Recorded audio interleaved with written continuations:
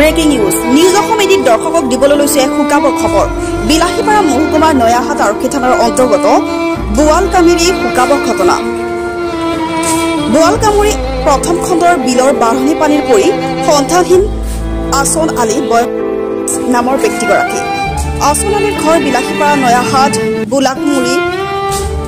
বোলকামুৰী প্ৰথম খণ্ডত এই খবৰৰ পিছতে আসন আলীৰ বাসগৃহত এক অবৰ্ণনীয় পৰিস্থিতিৰ সৃষ্টি হয় ঘটনাস্থলত উপস্থিত হৈছে নয়াহাট আৰক্ষী আৰু SDRF বাহিনী দল নয়াহাট আৰক্ষী SDRF বাহিনী আৰু স্থানীয় ৰাইজৰ সহযোগত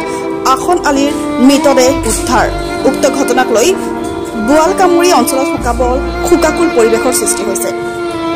news desk report news Assam any